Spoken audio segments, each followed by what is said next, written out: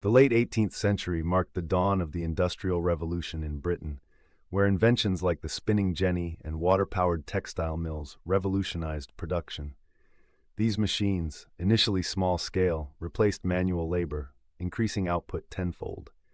By 1780, over 300 mills operated across Britain, shifting work from rural cottages to centralized factories.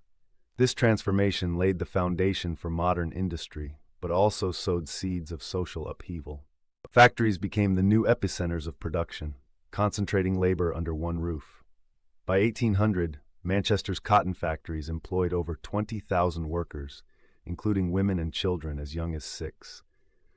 The 14-hour workday became standard, eroding traditional artisan livelihoods. Brick smokestacks dotted skylines symbolizing progress and exploitation. Industrial towns swelled as rural migrants sought work. Liverpool's population tripled between 1801 to 1851, yet housing couldn't keep pace. Families crowded into single-room tenements with open sewers. Cholera outbreaks like 1832's epidemic claiming 50,000 lives exposed the dark side of progress. Factories prioritized output over safety. In textile mills, workers lost fingers to unguarded machines, while coal miners faced cave-ins.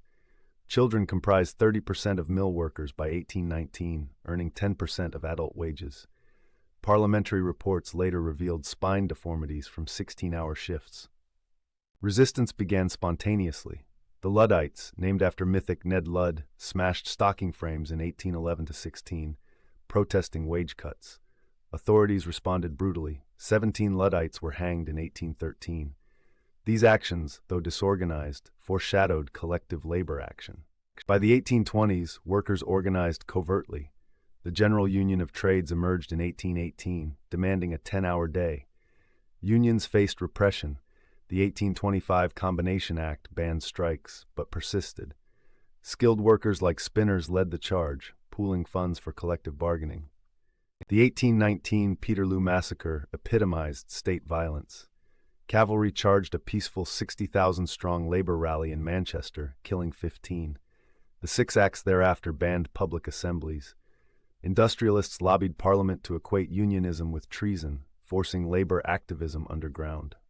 Public outrage spurred incremental change. The 1833 Factory Act banned under-9s from textile work and limited older children to 48-hour weeks.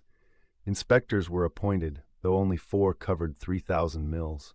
Reformers like Lord Shaftesbury argued productivity needn't require cruelty. Steam power doubled production by 1850, but conditions remained dire. Self-acting mules displaced skilled spinners, triggering wage cuts. Some mills introduced ventilation in schools to appease reformers, yet accidents still killed 1,000 miners annually.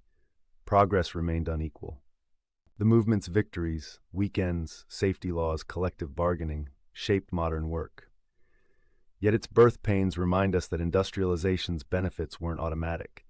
From the 8-hour day to minimum wage, these hard-won rights stem from workers who dared challenge the machines.